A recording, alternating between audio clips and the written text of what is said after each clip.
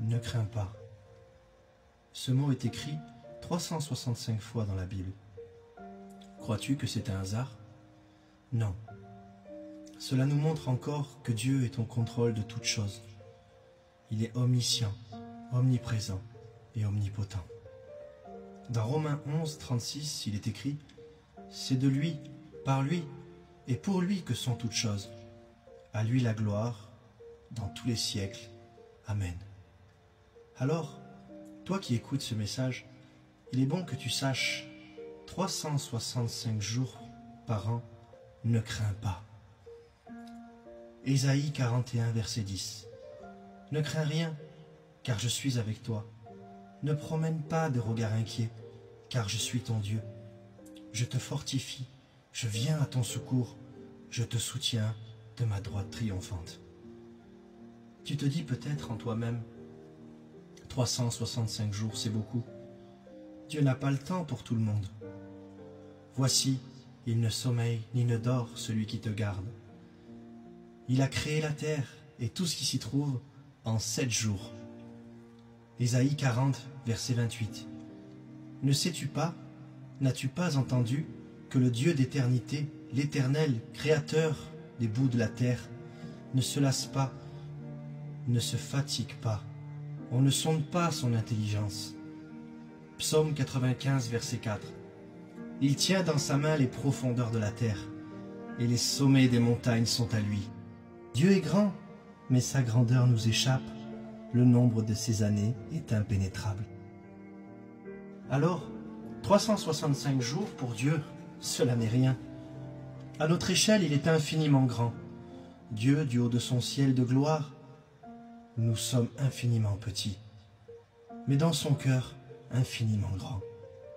Il te voit en ce moment même. Dans le psaume 14, il est écrit « L'Éternel, du haut des cieux, regarde les fils de l'homme, pour voir s'il y a quelqu'un qui soit intelligent, qui cherche Dieu. » Si dans ton problème, toi tu le cherches, sache que lui t'a déjà trouvé.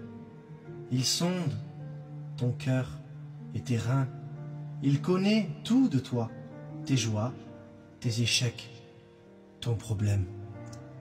Alors maintenant, il te dit encore 365 jours par an et jusqu'à ce qu'il revienne nous chercher.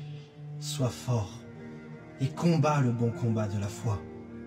Et si dans cette année 2025, tu rencontres des problèmes, qu'ils soient petits ou grands, sache que pour Dieu, ton problème est infiniment petit, mais qu'il sait aussi à quel point cela te rend triste.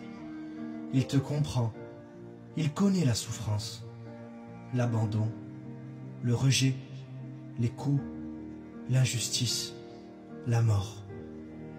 Mais en lui, il y a la vie. Il a triomphé de tout cela. Jean 16, verset 33.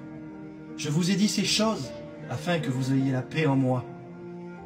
Vous aurez des tribulations dans le monde, mais prenez courage, j'ai vaincu le monde. Ces mots ont été prononcés par Jésus-Christ. Il est là, avec toi, dans l'épreuve. Donc dans tes prières, ne dis plus « Mon Dieu, j'ai de grands problèmes », mais dis à tes problèmes « J'ai un grand Dieu ».